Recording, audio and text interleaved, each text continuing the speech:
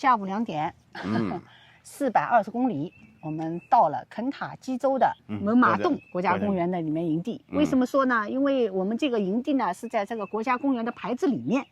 这个国家公园呢应该是不要门票的，但是猛犸洞呢是要门票的。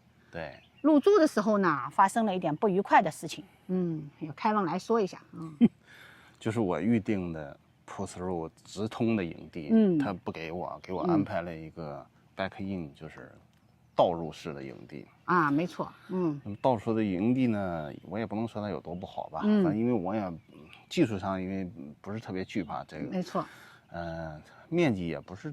也没有觉得比那个直通是多小，但是呢，我一般不太愿意。我想预定什么样，我就想得到什么样。而且我也跟他讲，我预定的比较早。但是呢，他呢表明是我的预定是通过 Southern Trail 系统预定的，但是他们家貌似跟 Southern Trail 不是，就是这是加盟店直属的，可能是加盟的。所以呢，他就把责任推给TT 的网站或者 TT 的工作人员。对。那但是呢，一方面表示抱歉，一方面又告诉没有了。然后电脑也掰过来了，说你看实在调不了这个那个的。哎呀，那刚开始我是很坚持，我是不接受的，因为我有过一次这样的经历。那上次呢在谈判，人家还是给调整了。那这次呢，反正他就说调整不了。就是不怕开水烫呗。死猪不怕开水烫。就是表示调不了。其实呢是这样，就是我们在预定这个营位的时候呢，我们 Kevin 呢都是非常老实的，我们填写了这个房车的尺寸23尺。现在我们发现，是不是我们不应该这么老实？我们要填35尺、45尺，他是不是就不给我们这么安排？不敢给我们调整。很简单，这个营地呢，我知道比较难预定，也不是因为它非常有多好，是因为周边地区的这个营地不是特别多。然后这都不是理由体系啊，这都不是理由啊。其实它还有很多空地啊。最重要是我填写的信息是比较小的。他看我这么小啊，他就在某种难度之下，就把我给优化了一下。没错，就好像一辆摩托车占了一个车位，一个汽车的车位，哎，觉得这怎么可以呢？不给摩托车车位了啊，就类似于这样的一个情景吧。说不定我们是太老实了，因为我们觉得在美国旅行呢，不需要这么尖转才华。对于我们来讲，不是第一次啊。我在别的视频里也听到过，有过很多这样的经历。因为我们上一次在坦帕的第2个营地就发生了这样的情况，他给我们一个 back in 的位置，我们明明是定了一个普斯路的位置。然后呢 ，Kevin 呢坚持了，提出异议，但是我知道人家给更换了。但是我知道我拿他没有什么办法。因为我确实没有什么办法。那当然了，美国人是从来不怕投诉的。大家一定要弄明白，我找人投诉的没有用。大多数情况下他都是不怕你投诉的。因为他在维护他公司的利益。他不是维护他个人利益。所以我就是这样被优化了，也没有什么办法，最多网上写一个差评而已。一定要去写的。然后也没有什么意义，因为我看到网上这样的差评太多了。大家如果订营地，你看网上差评真的有很多这种类型的，就是预定的不给你都有的。就别说给你变小了。所以我见到太多那样差评了，我也知道他们大多数不是无辜的，但因为他们的这个恶评啊，就是怎么讲呢？我更相信美国的。就是我还是认为，因为这个猛犸洞的这个国家公园周围啊，竞争不够，造成它基本属于垄断经营。所以呢，他差评，你还是来。天气好了，然后来这里，国家公园里玩的人太多了。因为我们这个营位 Kevin 在12月份就定了。他自己也查到，哎呀，我说我很早就定了，没错他一查啊，你去年12月份定的。对呀，就是呀，就是因为资源太少，还是那天我们在那个亚特兰大讲的问题。对，在资源紧张的情况下，大家要讲素质，这个纯粹就靠自觉了。讲诚实，那其实也就那么回事儿。对，反正我就表示我不接受道歉。我最后呢。我不接受，我说我这个不公平。你跟我讲那么多理由，没有一条是。我希望这个营地的老板和工作人员今后自己去世界各地旅行的时候，也有人教育一下他们。他们心里很清楚。他们出去，他们也心里很清楚。就差这180块就一定要当散客一样卖掉。在美国有时候你预定了他都不给你，因为他告诉你没房了，因为什么？你没有预付费啊，或者你用比较便宜的网站拿到比较便宜的打折的价格呀。他就可所以说奸商呢无处不在啊，并不是说哪个国家会不存在，只是概率的问题。这个跟国家没有关系了。因为美国普遍来讲还是不错的，但是这种事儿我知道很多，我知道很多。其他营地我平时也不是特别乱瞎定，所以如果在同样价格下，我宁肯选 KOA， 不选择一个普通老板的营地，因为他为了他自己的利益，他并不是特别考虑是否有监管啊，他是没有监管的，所以连锁的营地相对是会好一些。但是今天也是确实赶上了，因为它并不是 TT 的自营营地，我始终是有这样思想准备的，终于来了。因为他们进去啊 check in 啊很长时间，所以我感觉应该是出了点问题，我还以为他订错日子了没想到这个经营者啊耍无赖，是这样的。好，我还是来讲一点旅行的事情吧，不开心的事情呢就讲好了。现在呢是下午2点多，气温呢户外温度是21度啊，气温比较合适。我们已经到达了肯塔基州。那么肯塔基州呢与阿拉巴马州呢并没有时差，但是阿拉巴马州呢与佛州有1个小时的时差，与温哥华呢现在是2个小时的时差，也就是说已经还给了我们1个小时。沿途啊通过65号洲际公路过来，路上的地名啊特别有意思啊。Kevin 发现有叫波特兰的，有叫奥克兰的，居然还有叫 Park City 的。因为我们既不在新西兰，也不在盐湖城，但是它这个地名是一模一样。所以我觉得取地名有时候也像人取名字一样的啊，小张小王啊，也懒得动脑子了，就这么取了。那么来到这儿呢，无非我们是最看重的是2个地方，一个呢是我们要去猛犸洞的国家公园，它是一个非常著名的龙洞。这个营地为什么如此吃香，也是因为这个国家公园。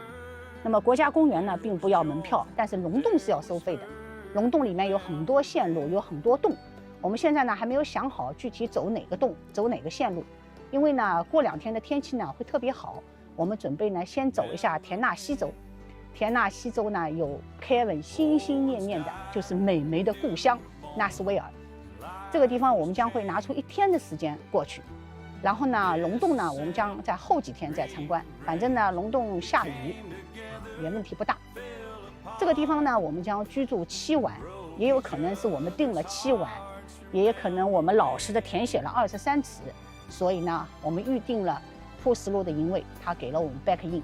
所以有时候消费者填写虚假信息，有可能并不是消费者本意愿意，就是因为他上过2次当之后，他觉得不需要这么老实对待这些奸商，有可能不需要这么诚实的填写。所以我们心里也在打鼓，今后再预定这样的营地，到底是填写我们这个尺寸到底应该怎么填。大家也可以和我分享一下，你们遇到这样的情况，你们会老实填写自己房车的尺寸吗？还是你们会夸大房车的尺寸？好，阳光明媚啊，旅行还是要愉快。今天是我们环美旅行的第88天。The sound of little feet was music。 早上好 Melody。 早上好，今天是我们环美旅行的第89天，报数完成，马上快3个月了啊！对，我们马上，也就是不是马上了，我们已经完成整个旅行计划的2/3了。今天我们要进城，去纳什维尔啊，去乡村音乐之都。Melody 对这个城市啊非常的感兴趣啊。是的。点点滴滴所有的东西啊，所有的，很少的看到 Melody 到处去找这个地方有什么可看的、可逛的、可玩的啊。因为我觉得来这些地方啊非常难得，肯塔基州、田纳西州，对吧？就是如果你说迈阿密，有可能我们还会去那么几次，但是像这种地方，如果你不是环美旅行，你很难会特意来一次的。理由成立，所以我特别珍惜。好，出发，出发。Tumble out of bed and I stumble to the kitchen, pour myself a cup of ambition and yawn and stretch and try to come to life. Jump in the shower and the blood starts pumping. Out on the streets the traffic starts jumping with folks like me on the job from 9 to 5. Working 9 to 5, what a way to make a living. Barely getting by, it's all taking and no giving. They just use your... 开了1个多小时的车，我们终于进城了。那我们现在在纳什维尔，这是田纳西的首府，加上它最大的城市。进城之后呢，Melody 说啊，这是一个好有音乐气息和艺术气息的地方。你看，随随便便一个地方啊，这是拴自行车的还是什么的，这装的，你看。所以我们感觉呀，这是一个爱乐之城。开了这么远的车，想先把小狗遛一下。Melody 去遛狗了。那把狗遛一遛之后呢，我们可能会把它选择放在车里，因为我们接下来去的这个乡村音乐堂啊，它不能带狗进去。可是呢，一整天的时间放在房车上也有一点长，因为这个我们营地离纳什维尔稍微距离远了点。好，宝的已经遛好了，回来了。得给它拴起来。其实凯文找到了一个免费的停车场。对，其实我们有个免费的停车场都没敢去，因为那个是露天的，怕狗露天的怕狗热。但其实天就是保守吧，因为现在最高气温才25多。没有太阳下面这样长时间晒还是有点热的。没错，就是还是怕它热。这个停车场呢特别大，也特别规范。对，5个小时以内15刀。对，超过5个小时也能停20刀。然后再给它倒上水。以此类推，全天好像24小时45刀。然后待会儿我再给它开点门。我们呢又不想把小狗呢放在营地，呢，我们得比较着急的赶回去，时间比较久。对。然后我把那个窗户开一些。出于谨慎。我不知道你有没有听说过啊？我听小某说，给一件你的衣服，给一件我的衣服，哎，他能闻到我的味儿呢，对，会安心一点，稍微安心一些。我给你搁这儿吧，你愿意闻就闻啊。好，小一，乖啊。乖的，我们肯定会乖的。在停车场的通风系统还不错，你看那旁边一排大电风扇，加上还有点噪音。我们的小狗啊，离开我们它就分离焦虑。对，比熊就是这样。比熊有很多优点，但是分离焦虑呢是它一个比较大的缺点。所以它离开我们它叫，它最大的不舒服是来源于它胆子小，看不到主人了。对，不是因为它热了或者怎么样的。就是把小狗啊留在车上有2个要点，一个呢不能让它热了。第二个呢，一定要准备一碗水。但是能不这样就不这样，因为有人会防止虐待动物的，对，会报警。所以我们选择了这个收费的这个停车场。警察会来砸窗户，我把我电话号码也贴那个车上了。对。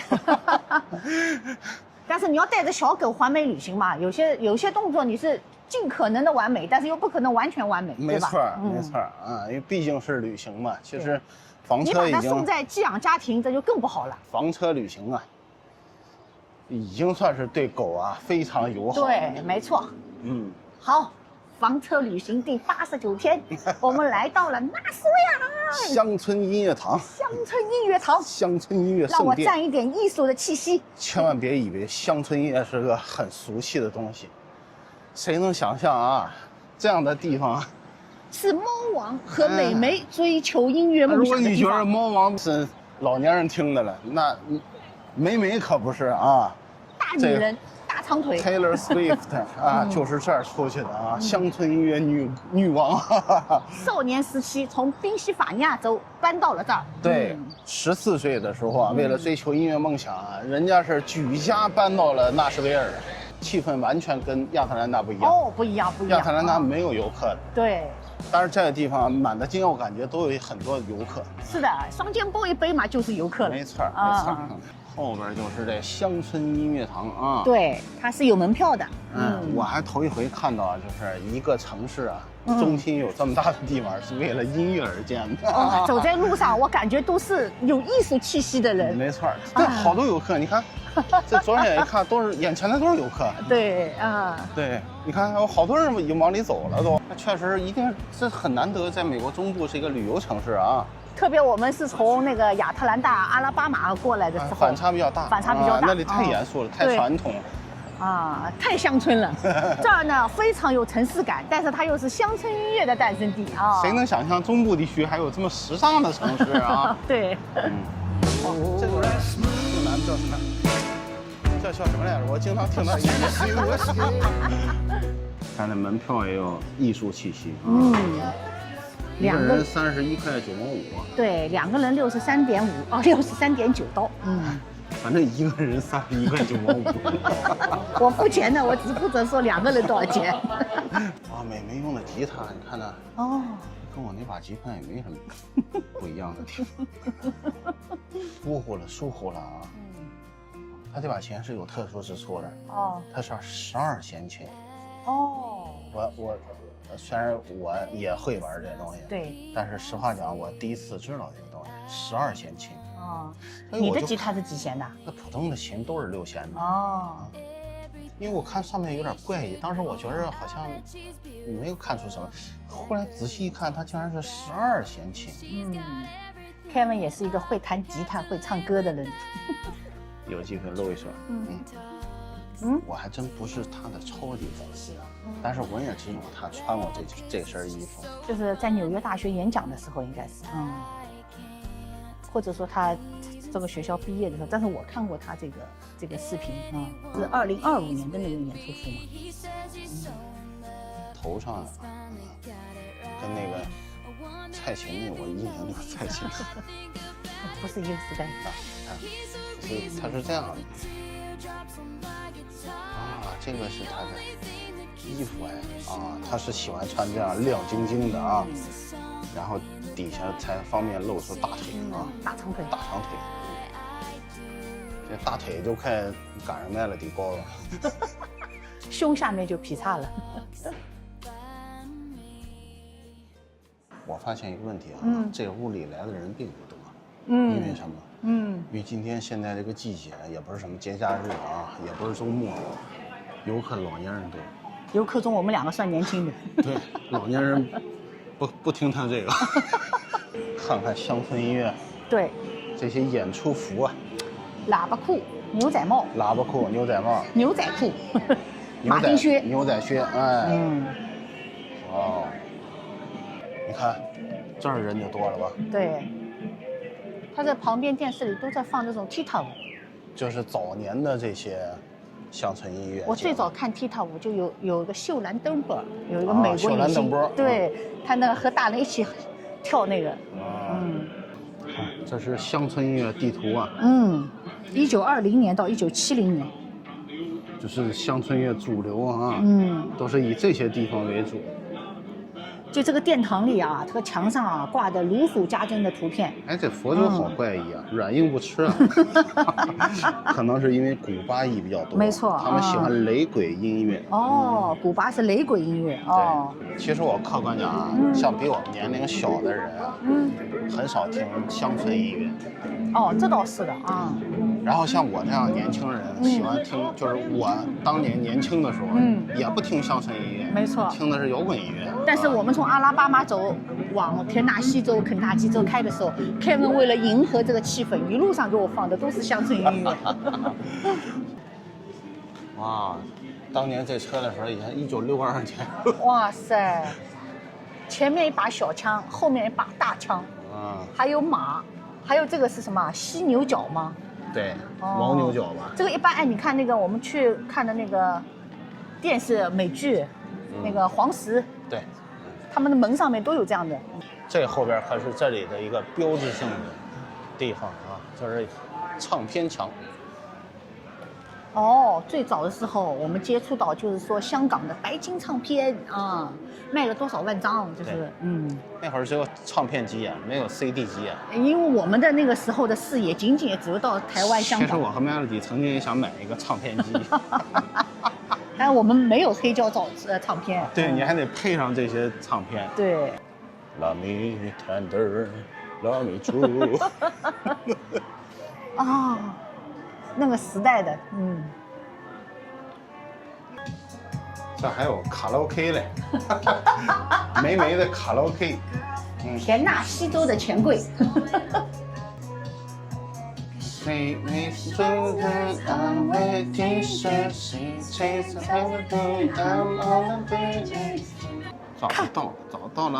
找到了，白金，美美的白金其实我来这个音乐盛典最主要是为了看美眉，因为 Melody 不认识别人。那没错，每个时代认识的人不一样。我也不认识不了几个。哎呦，就是这个大女人，超级喜欢，超级喜欢。啊，那还有一个，这个也是，这也是，这个也是。哦，这面墙都是他的。啊，那个是第一个。我天，那是最早的，那最青涩的时候。对。我天哪，一面墙都是他的。啊！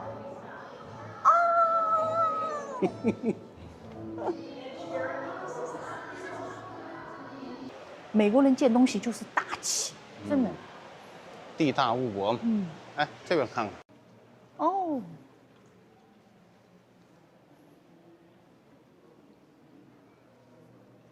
嘿。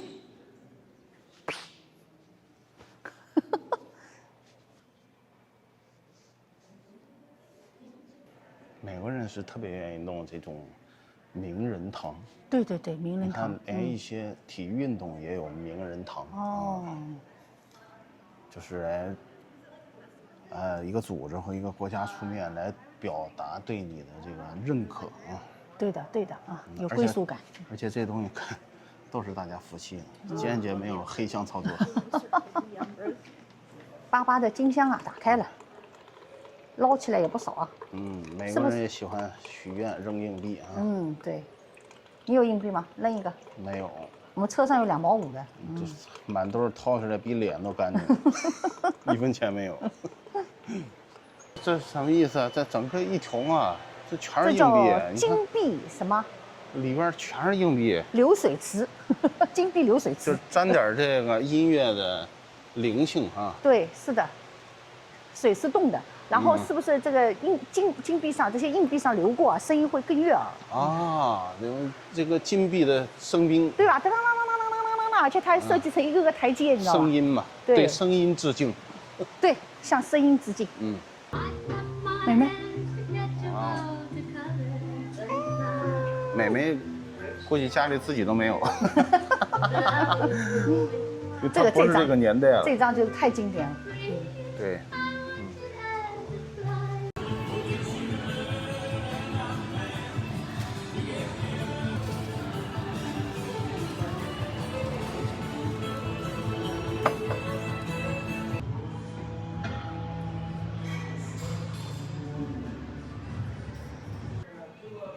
哟，这儿有一牛仔，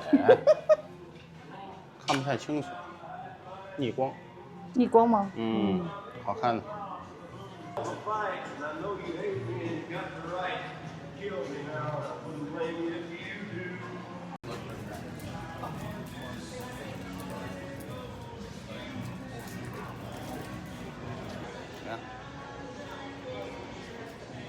战利品。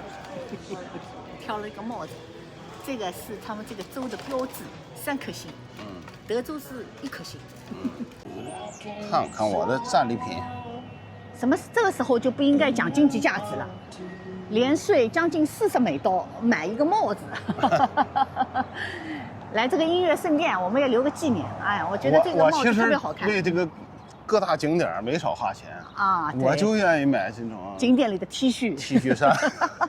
上回谁呢？罐罐说有一种人就愿意买那，我说就是我，就愿意买景区的那个留个纪念。我们买的最多的是优胜美地的啊，优胜美地的 T 恤，2个人买了好几件。T 恤衫呀，各种纪念品啊。冰箱贴我们不喜欢，因为对。第一，咱家冰箱贴贴不了，现在冰箱都是铝的。然后房车上的冰箱也贴不了。对。所以我们最喜欢买的就是帽子和 T 恤。好，现在回去接我们的狗子，接我们的小宋一。刚带 Melody 去拍那个大网红大翅膀了啊！一个小喇叭，一个大翅膀。啊，你看，这个桥的那边啊，联合车站。哦，联合车站。啊，我还以为教堂了，真蛮像。下面你看，四通八达。铁路的城市啊。哦，田纳西州。纳斯维尔是铁路的城市啊，那反正它不是航空业，然后陆地也比较远嘛，铁路挺发达。这倒是，航空业被亚特兰大拿走了。对。但是呢，铁路这一侧发展就相对，反正物价也便宜了呗。我看有很多年轻人居住的公寓啊。对对对。过了铁路那边啊，就是音乐氛围很浓，很时尚啊。对。人很多。过了这个铁路啊，这边要么就是住宅，要不就是停车场。没错，就没有商务了啊。对。别喝啤酒。您好。